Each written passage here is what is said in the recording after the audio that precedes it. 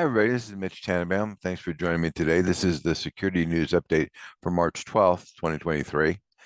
Starting off with everybody's favorite topic, ChatGPT. We have discovered, apparently, that when you put in corporate secrets into ChatGPT in order to have it write a document for you or whatever, it might spit them out to somebody else. This is not terribly surprising. It is, after all, a large language model, and what it does is ingest data and spit it out. So it's probably important that companies figure out now what their strategy is um, for dealing with Chat GPT and what you are allowed to do and what you're not allowed to do before it gets a bit out of hand. In the reference department, my my buddy Professor Dan Solov has posted a draft of his newest white paper on the challenges of getting real consent from consumer, and he calls it murky consent, an approach to the fictions of consent and privacy law. And I think for the most part, because of the way they do it, consent really is a fiction. When Apple went off last year and said, gee, we're going to require actual consent from our users before people like Facebook can collect your data. 90 some odd percent of those people said, no, I don't want you to collect my data.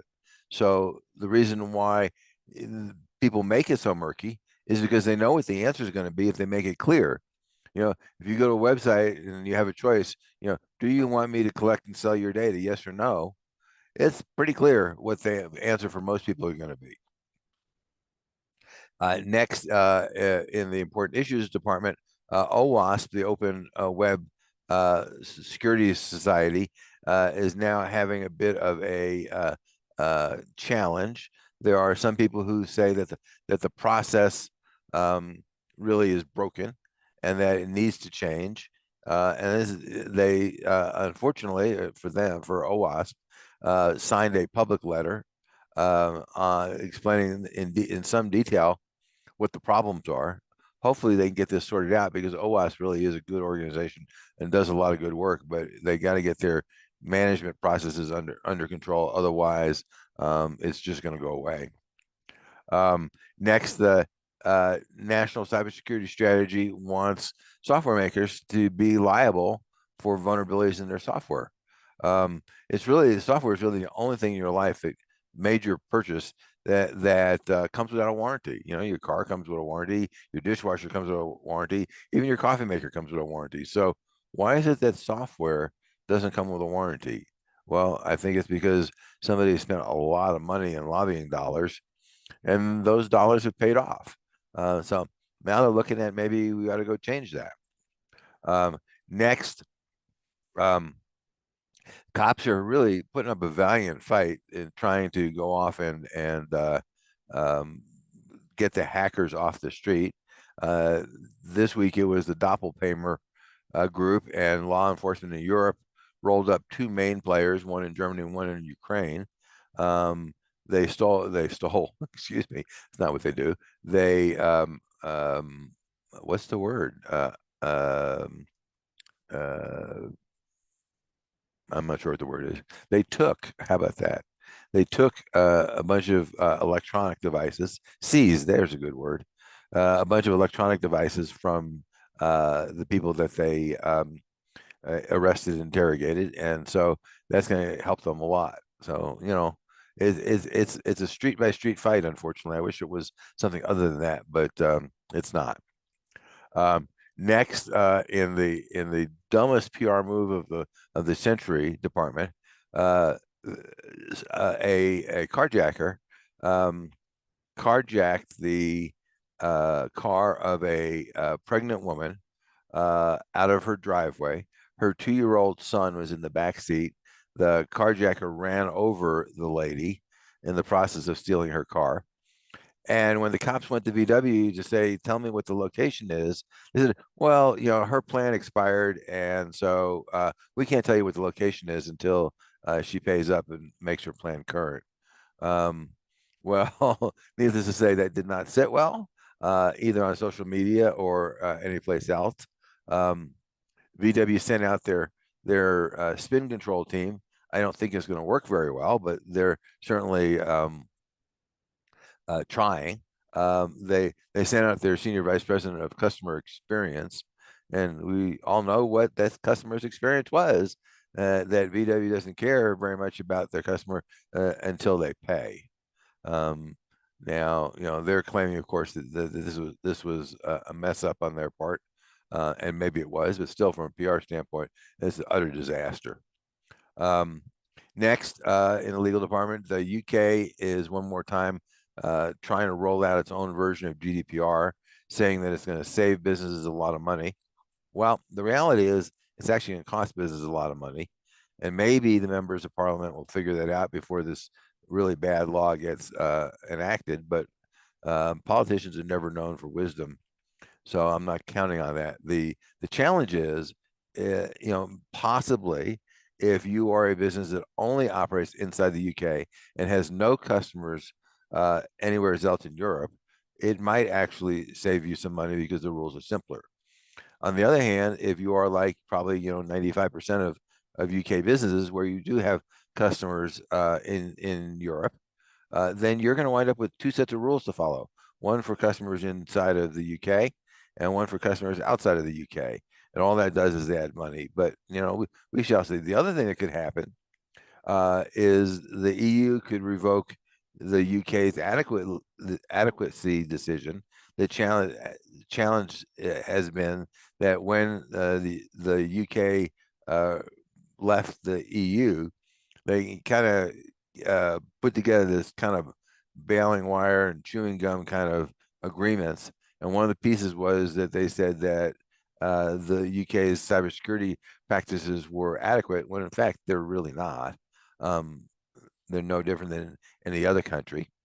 Um, and as a result of that, and the UK potentially revoking the rule that got them into GDPR in the first place, the EU could go off and say you're not adequate anymore. Now all of a sudden, the ability to transfer data from the EU to the UK goes away, and that presents all kinds of problems for EU business or UK businesses.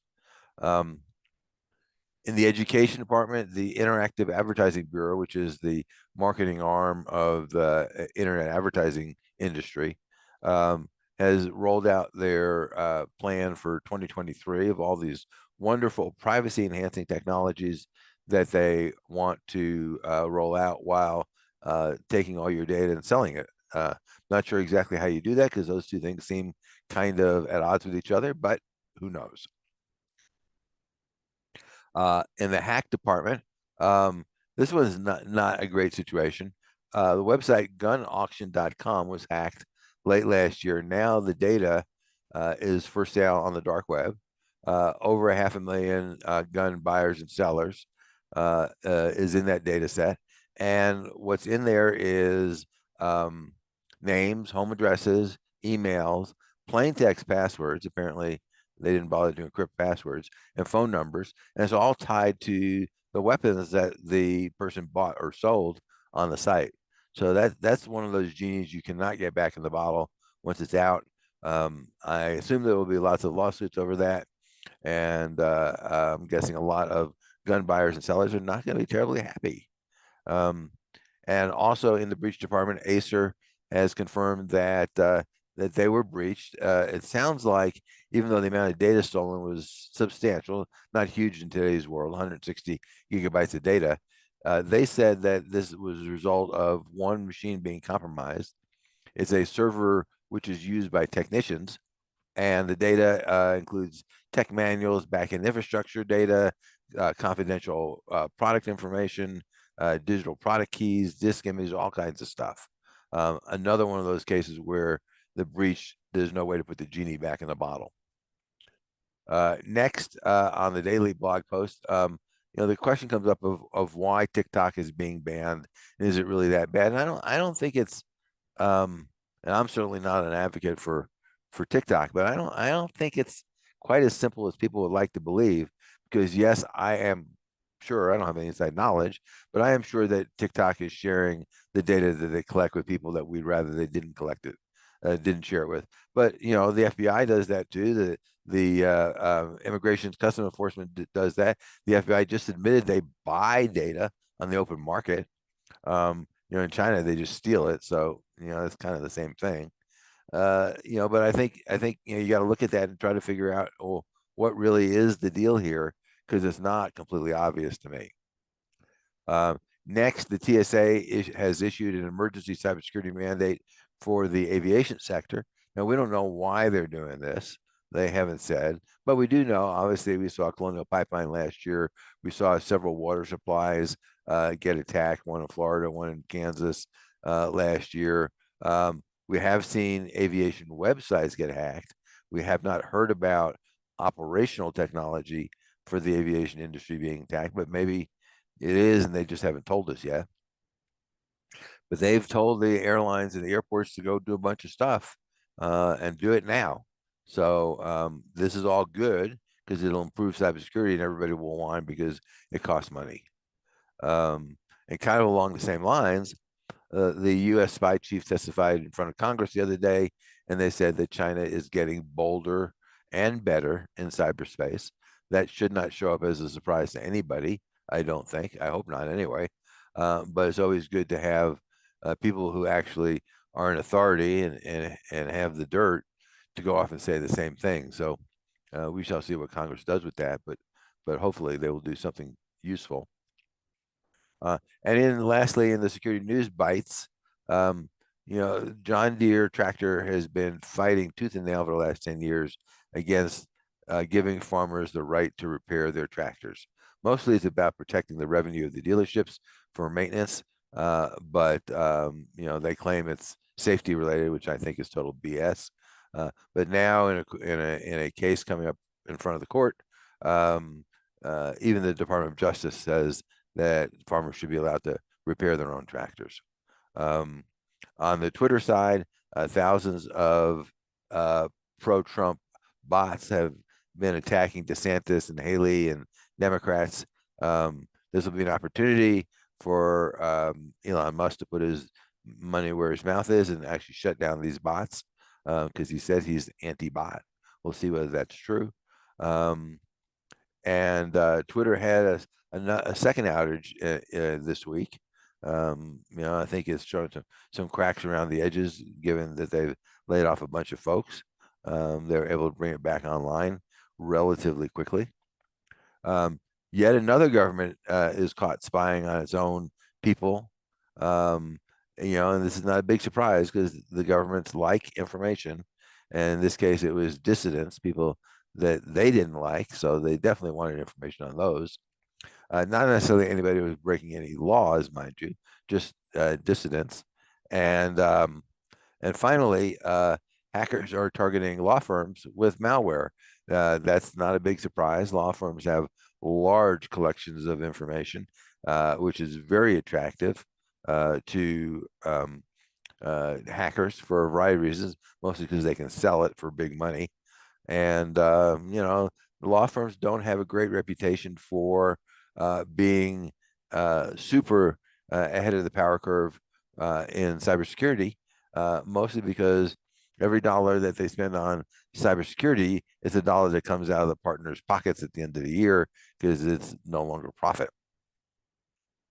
With that, thanks for listening. If you have questions, obviously, please reach out to us.